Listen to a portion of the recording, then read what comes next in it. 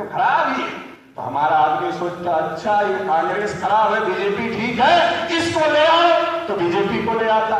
और जब बीजेपी आ जाती है तो कांग्रेस वाले बीजेपी वालों के कान में जाकर बोलते हैं। ज्यादा गुमान में मत रहना कि तुम अपनी योग्यता की वजह से आ गए हो। अरे अगर हम इनको 10 जूता नहीं मारते तो ये तुम्हें लाने वाले नहीं थे।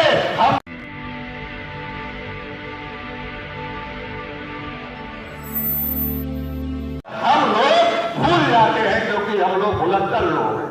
2014 में कांग्रेस पार्टी के खिलाफ लोग कितना बोल रहे थे, लोग कितना परेशान थे, और मोदी जी आ गए तो कह दिए अच्छे दिन लाएंगे, 15-15 लाख रुपया खाते में डालेंगे, किसानों की इनकम 2 गुना कर देंगे, काला धन वापस ले आएंगे। जितना कहा था उसमें से कुछ भी किया? कुछ भी नहीं किया। और कुछ भी नहीं किया तो तीसरा कार्यकाल चल रहा है। तीसरा कार्यकाल चल रहा है तो कुछ लोग समझ गए। तो जब कुछ लोग समझ गए तो उन्होंने क्या कहा? नहीं, ये अच्छे दिन ठीक नहीं है, वो बुरे दिन ही ठीक थे। मतलब इसके बाद फिर उसको लाना, उसके बाद फिर इसको लाना, दोनों में म्यूचुअल अंडरस्टैंडिंग है। जब कांग्रेस पार्टी की सरकार रहती है तो हम लोग उसके खिलाफ चिल्लाते, जूता मार रहे थे, ये चिल्ला रहे थे, इनको रास्ते की तलाश थी तो इन्होंने हमको छोड़कर तुमको लाया। तो तुम एक बात का ध्यान रखना कि हम 10 मार रहे थे, अब ये हमको हटाकर तुमको ले आए हैं तो 10 का 8 मत करना, 5 जूता बढ़ा देना। अगर 8 कर दोगे तो हम कैसे आए? 8 मत करना।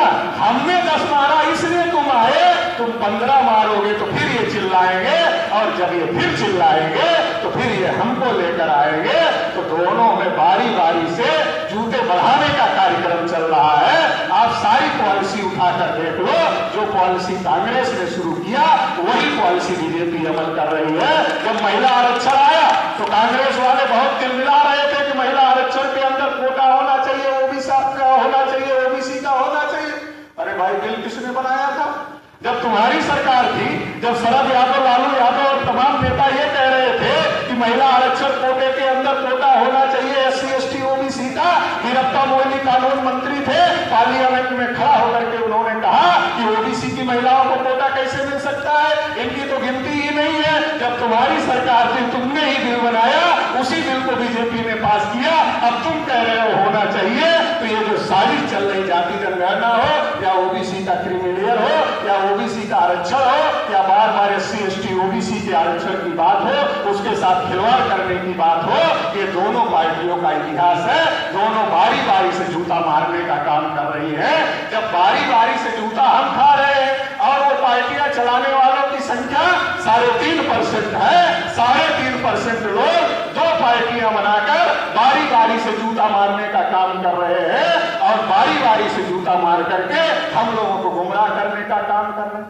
एक जानती है कि आरक्षण के मुद्दे पर बात होगी तो हमारे पास लोग नहीं आएंगे, जाति जनगणना के मुद्दे पर बात होगी तो हमारे पास लोग नहीं आएंगे। तो वो किस मुद्दे पर बात करती है? वो इस मुद्दे पर बात करती है भारत पाकिस्तान, भारत चीन, आतंकवाद, 3 तलाक और काशी मथुरा, और इस पर बात करती, क्योंकि वो जानती इस पर नहीं है। क्योंकि जो मोदी ने कहा था 14 में वो तो कुछ किया है, तो लोग कैसे आएंगे?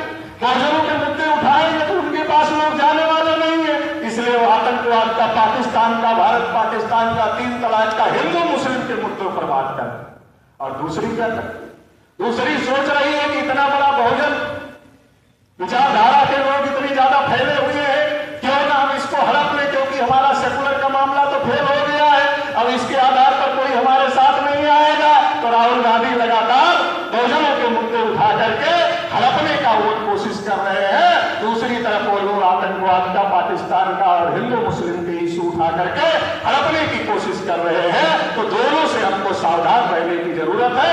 और देश में तीसरा विकल्प, बहुजनों का विकल्प, SC ST OBC माइनॉरिटी का विकल्प खड़ा करने का जरूरत है।